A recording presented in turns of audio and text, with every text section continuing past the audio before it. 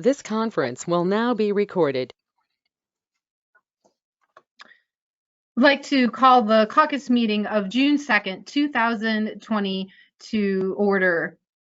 Present are council members Lippert, Broussard, Glassburn, Heeman, Schuman, Kelly, Williamson. Also present are the mayor, our council clerk, safety service director, finance director, law director, our planning and development director, and our guest this evening. On tonight's agenda, we have one piece of legislation on first reading. Oh, and also our human resources director is also joining us this evening. That is resolution 2020-62. That legislation will be going into finance. I would like to make a note to the finance committee chairman. This is legislation that we do every year, and it will need to be passed before council goes on its traditional break in July. So you have a couple of options. After your committee meeting next week, you could pass this piece of legislation on suspension, or we could hold a special council meeting perhaps on the 23rd of June. If there's any additional legislation that might be coming before us, that it would behoove council to pass that legislation, or at least advance other pieces of legislation, perhaps onto second reading at that time, we could do that as well as a special council meeting. Madam President. Councilman Schuman. So I'm sorry, you were going in and out there for a second. So this has to have 3 readings, is that correct? It could be passed on suspension.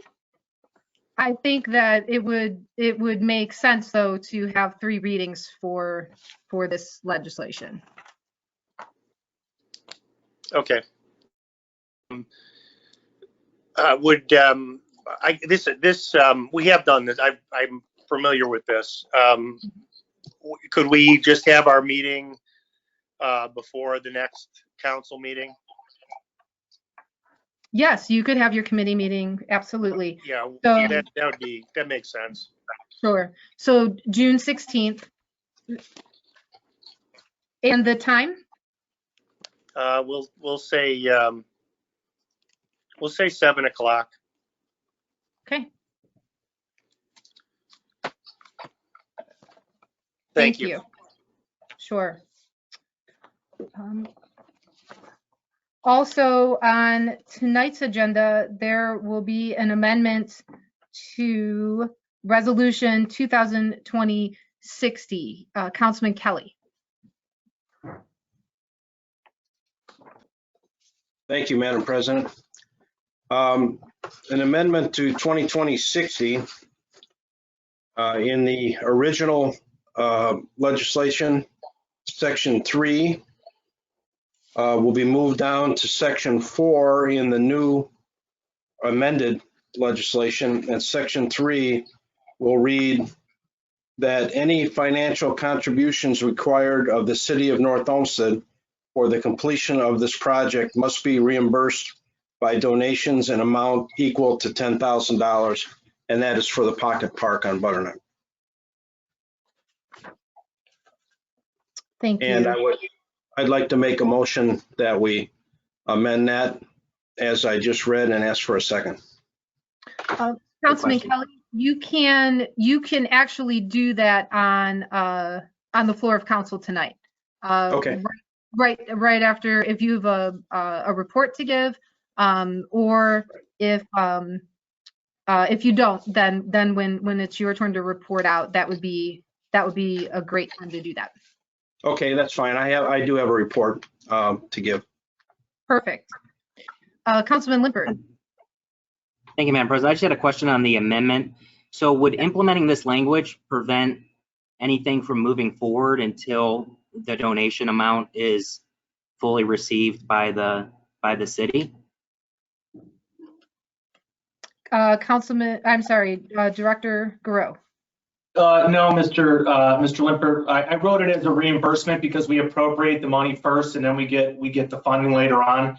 So we still have to, in order to sign a contract, have funds appropriated, but we may not have the grant funds that have been issued yet, which that happens. Correct, Director Lever? I think you can confirm that. She's shaking her head yes. So that's why I wrote it as the reimbursement part of it, because we want to make sure that we don't hold up the project. So the requirement is that any of the $10,000 match is going to have to come, the reimbursement component of it, so to speak, is going to have to come from donations. Otherwise, it would hold up the project if we had to wait and do it that way. So we don't have to do it that way.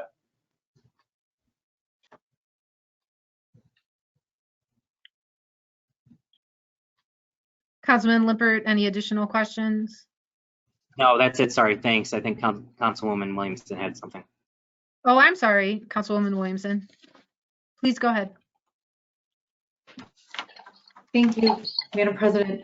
My question would be maybe for the finance director, maybe for the law director, but is this amendment even necessary if we have the commitments from the donors, or could we proceed without the amendment? I mean, it doesn't make sense to me. It's almost as though we don't trust that our directors have been upfront and honest with us about the donations that have been secured for this project. Director Garreau. Thank you, Madam President. Councilwoman, that's a matter of your own individual discretion as to whether you think that would be required or not. The councilman requested it and I provided it. So the best way for that to be done is for him to make his motion and then, yes, you can make your decision at that point whether you feel it's appropriate. I mean, if anyone else wants to speak to the commitment of the director, I mean, we've had several meetings on this already, and I think it's pretty clear where the administration stands on that. If the Mr. Kelly wishes to proceed on that motion, that's certainly one he can put before you, and you guys can decide what you want to do with it. Whether you want to, either way, I think the people want to see the project move. Councilwoman Heeman. Director, Madam Chair, I'm sorry, I wasn't Councilwoman. finished. Go ahead. That's okay.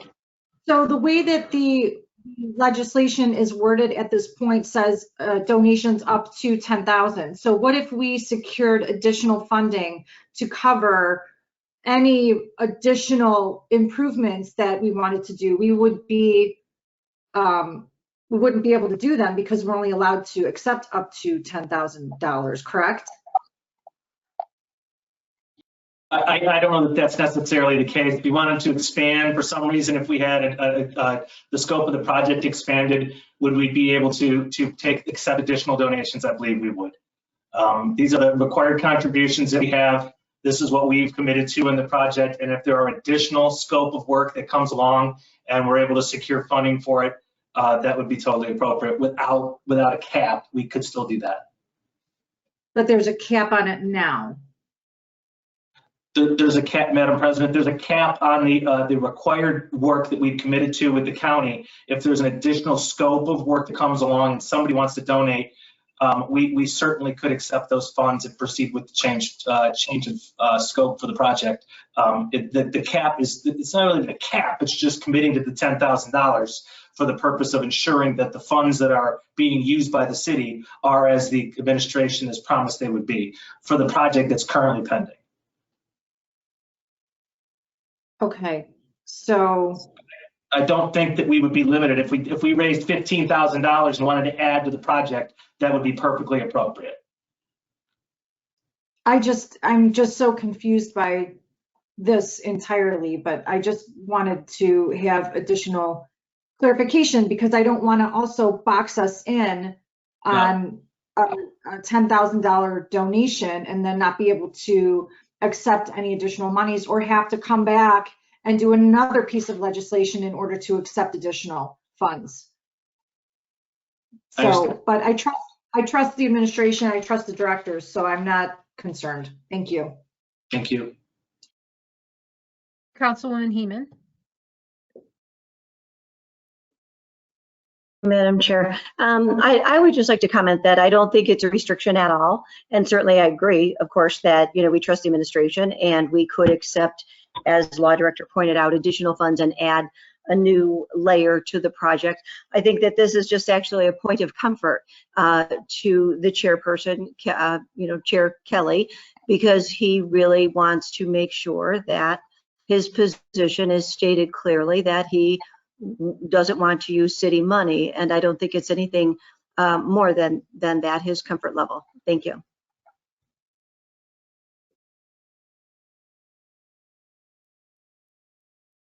Any further questions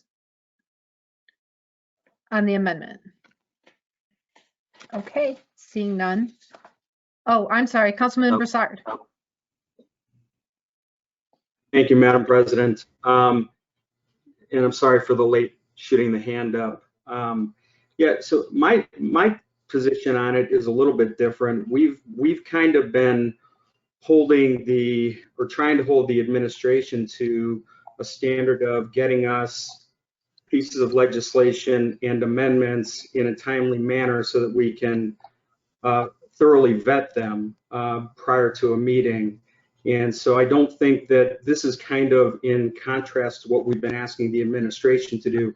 We received this this amendment proposal mid to late afternoon without really a whole lot of time to discuss it, except for today, right now, during caucus. So I think that we're going to try to hold the administration to that standard, which was attempted during the charter review process. Then we surely should be doing the same thing during our processes. Thank you. Thank you, Councilman Broussard. I will remind council though that this particular piece of legislation is on second reading. So if there is a motion to amend that tonight on the floor, then it will be either voted up or down on the amendment. That piece of legislation will then continue on to be going on third reading then at our next council meeting. Madam President. Director Guerrero. Thank you. Just in defense of Mr. Kelly on this, Mr. Broussard, he and I did speak on Friday. We did have a conversation yesterday that was drafted this morning. It was provided to Director Lieber this morning, and then it was then sent over to Chuck Massarolo this afternoon. So it wasn't, Mr. Kelly did have this discussion with me a few days ago. The administration was not caught by surprise. We discussed it and provided a copy to Director Lieber. But I understand your concern, but I wanted to, in defense of the suggestion and where it came from, it's been a few days. It wasn't something that just came up this afternoon, just to explain what took place. Thank you.